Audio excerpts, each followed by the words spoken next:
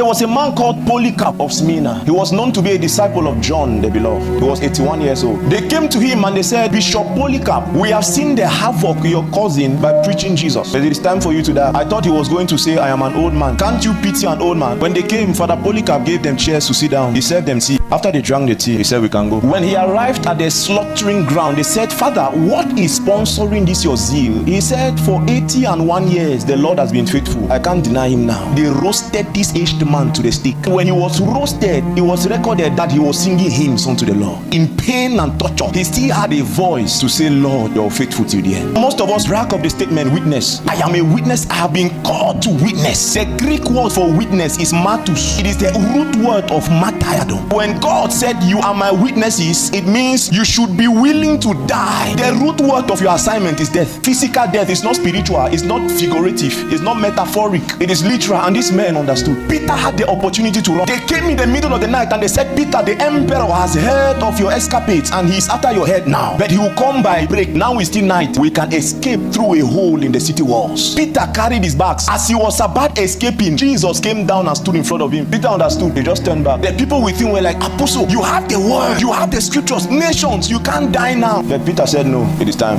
When they were about to crucify Peter, Peter said, hold on. They thought he was about to beg. He said, please, when crucify me upside down. I can't die like my master. Turn me upside down. And this is the same Peter you study the book of Peter sleeping. You study the writings of Paul sleeping. Prophet Agabus came to him and said, sir, I saw in a vision and I'm seeing it now. Where you're going to, you will be bound with fetters. You will die like a chicken. Paul said, relax. What you're operating under is gift. Whatever happens to me in Rome meant to happen. On the day he was about to die, church history says that when the Roman soldiers came to bundle Paul, they knocked at his door. He told them to hold on. He wants to write a last message to Timothy. And the last words were, I have fought good fight. I have run the race. There remaineth for me a crown of life. After he wrote that, he said, come and take me. He went to the public square and he was beheaded. Hope you know the way they behead you in those days is not with sharp daggers. The pain must be excruciating. That is why the daggers were blunt. The same thing happened with Perpetua and Felicity. When killing Felicity had to beg the guy, please put the knife here. The pain is too much. Because they gave the knife to a novice. He didn't know how to slaughter, so he was missing at every shot. He attempted like 5 times. You can imagine the state of Perpetua's neck. She said, sir, don't torment me any longer. Let me teach you how to kill somebody. Put here. This is where the windpipe is. They slew her. And then someone is desiring to enter the same heaven with this kind of man. You who cannot withstand hunger, house rent is your issue. Simple church dedication is an issue. Inconsistency is an issue. When we mention things like dying for God, somebody is saying,